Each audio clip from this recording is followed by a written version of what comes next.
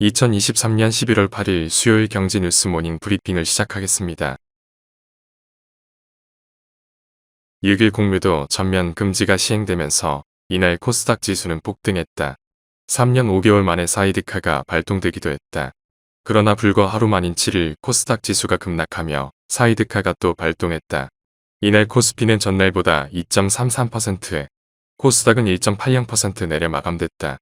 에코프로를 제외한 대부분의 2차 전지주가 코스피 시장과 코스닥 시장을 불문하고 급락세가 두드러졌다. 한편 상황이 이렇다 보니 개미들 사이에서는 투자를 제대로 할 수 없다는 취지의 말이 나온다. 김주현 금융위원장은 공매도 금지가 주식시장 변동성을 확대한 게 아니냐는 질문에 요인 하나는 될 수 있겠지만 공매도 금지 때문이라고만 생각하지 않는다고 말했다.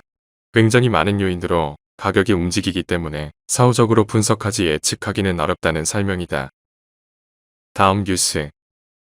현지 시간 6일 주요 외신에 따르면 현재 중국 대連상품 거래소에 거래되는 생돼지 선물 가격은 지난달 초 대비 15% 내렸다. 중국에서 유통되는 돼지고기 도매 가격은 1년 전보다 무려 40% 넘게 폭락했다. 전 세계 돼지고기 생산, 소비량의 절반 이상을 차지하는 중국인들의 수요가 크게 줄어든 것이 원인이었다. 중국에서는 돼지고기 가격 추이가 대표적인 소비자 물가 지표로 통한다. 가계 지출에서 돼지고기가 차지하는 비중이 크다 보니 CPI 산정 시에도 돼지고기 품목에 대한 가중치가 크다.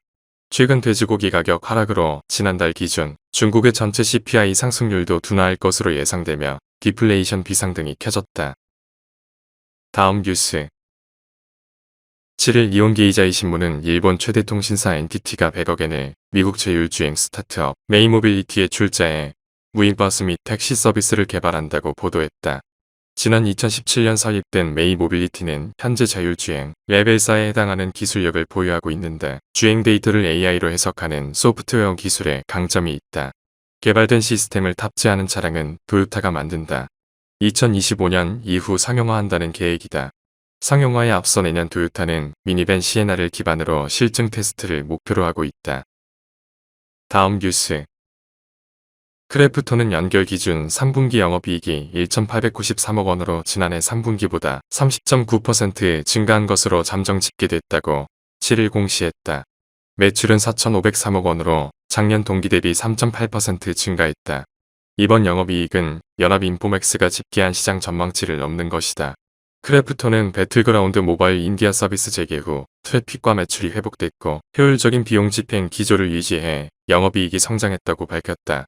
배틀그라운드 모바일의 인도 버전은 작년 7월 인도 당국에 의해 서비스가 차단됐으나 지난 5월 재개됐다. 다음 뉴스. 현지 시간 6일 로이터 통신에 따르면 나이키는 미국 매사추세주 연방지방법원에 제출한 소장에서 뉴발란스 운동화와 스케쳐스 스니커즈 일부 제품에 자사의 러닝화와 축구화, 농구화용 플라이니트 특허 기술이 사용됐다고 주장했다.